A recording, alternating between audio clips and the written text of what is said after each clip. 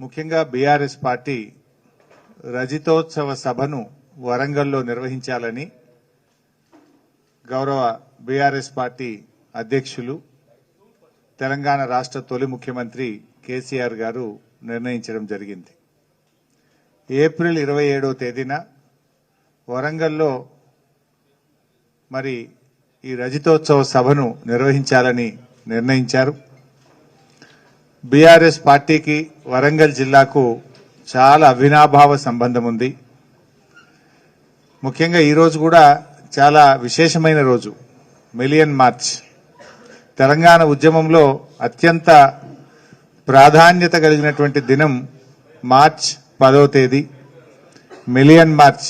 ఈ సమయంలో కరెక్ట్గా ఇదే సమయానికి రాష్ట్రం మొత్తం కూడా అత్యంత ఉత్కంఠగా ఆ రోజు మిలియన్ మార్చ్ ఏం జరుగుతుంది అని చూశారు.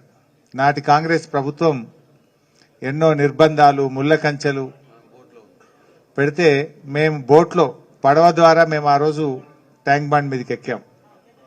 అలాంటి మిలియన్ మార్చ్ రోజు ఉద్యమాల కిల్లా ఈ వరంగల్ జిల్లాలో ఉండడం నాకు కూడా చాలా సంతోషాన్ని కలిగిస్తా ఉంది.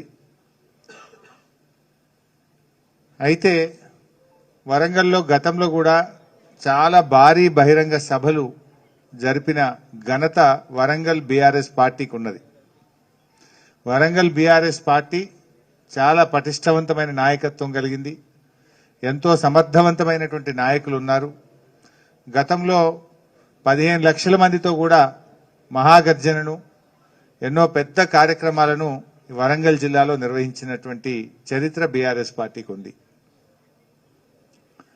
అయితే ఈరోజు ఏప్రిల్ 27వ తేదీన జరపవలసినటువంటి సభకు వరంగల్ జిల్లా పార్టీ సీనియర్ నాయకులందరూ, అదేవిధంగా మాజీ మంత్రివర్యులు మిత్రులు బాల్కొండ శాసనసభ్యులు ప్రశాంత్ రెడ్డి గారు, నేను చాలా సైట్లు కూడా మేము చూసాం ఈరోజు.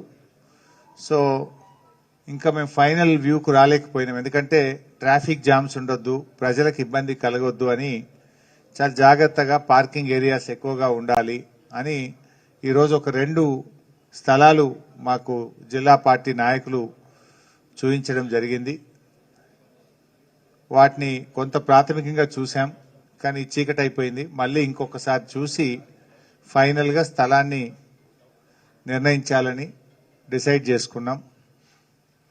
సో వినూతనమైనటువంటి ఆలోచనలకు, ఆందోళనలకు బీఆర్ఎస్ పార్టీ మరి ఎన్నో రూపకల్పన చేసి ఎంతో వ్యూహాత్మకంగా కేసీఆర్ గారు తెలంగాణ రాష్ట్రాన్ని సాధించారు. బీఆర్ఎస్ పార్టీ మీ అందరికీ కూడా తెలుసు, అది పుట్టడమే ఒక సామాజిక చారిత్రక అవసరాలను దృష్టిలో పెట్టుకొని ఆనాడు టీఆర్ఎస్ పార్టీ ఆవిర్భవించింది. ఎందుకంటే తెలంగాణ రాష్ట్రం ఏర్పడాల్సిన ఆవశ్యకత ఆ రోజు ఉండే. ఆనాటి ప్రభుత్వాలు కరెంటు బిల్లులు పెంచి తెలంగాణ రైతుల నడ్డీ విరిచే ప్రయత్నం చేసినటువంటి నేపథ్యం ఉండే. వాటన్నిటినీ దృష్టిలో పెట్టుకొని కేసీఆర్ గారు ఆ రోజు తెలంగాణ ఉద్యమాన్ని ప్రారంభించి 14 ఏళ్లు అవిశ్రాంతమైనటువంటి పోరాటాన్ని కొనసాగించి ప్రాణత్యాగానికి సైతం సిద్ధపడి తెలంగాణ రాష్ట్రాన్ని సాధించినటువంటి చరిత్ర కేసీఆర్ గారిది, బీఆర్ఎస్ పార్టీది. అదేవిధంగా బీఆర్ఎస్ పార్టీ పుట్టిందే తెలంగాణకు జరుగుతున్న అన్యాయాల మీద ప్రశ్నించడానికి పుట్టిన పార్టీ బీఆర్ఎస్ పార్టీ. ఈ అన్యాయాలకు మరి చరమగీతం పాడాలంటే రాష్ట్రం ఏర్పడడం ఒక్కటే దానికి మార్గం అని గట్టిగా నమ్మి ఆచార్య జయశంకర్ గారి ఆశీస్సులతో కేసీఆర్ గారు నాడు ఉద్యమాన్ని ప్రారంభించారు. తెలంగాణ ప్రజలు మరి కేసీఆర్ను, బీఆర్ఎస్ పార్టీని గుండెకు హత్తుకొని బ్రహ్మరథం పట్టారు. చివరికి కేసీఆర్ గారు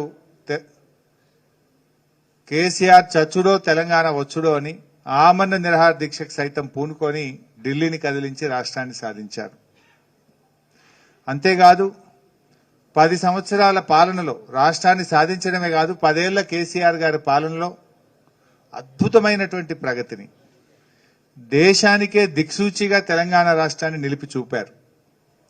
కేసీఆర్ గారు ప్రారంభించిన మిషన్ భగీరథ అనే కార్యక్రమం హర్ ఘర్ కో జల్ అని భారతదేశానికి మోడల్గా నిలిచింది. కేసీఆర్ గారు ప్రారంభించిన రైతు బంధు పథకం భారతదేశంలో పిఎం ఫసల్ బీమా యోజన పథకానికి కదా దాని పేరేంది, కిసాన్ పిఎం కిసాన్ పథకానికి, అంటే రైతు బంధు పథకం పిఎం కిసాన్ పథకానికి మార్గదర్శిగా నిలిచింది. అట్లే మిషన్ కాకతీయ చెరువుల పునరుద్ధరణను కూడా కేంద్ర ప్రభుత్వం వివిధ రాష్ట్రాలు మార్గదర్శకంగా తీసుకున్నాయి. అట్లా ఒక్క కార్యక్రమం కాదు, ఎన్నో అద్భుతమైన కార్యక్రమాలు నిర్వహించి దేశంలోనే అత్యధిక వరి ధాన్యం ఉత్పత్తి చేసే రాష్ట్రంగా తెలంగాణను నిలిపారు కేసీఆర్ గారు.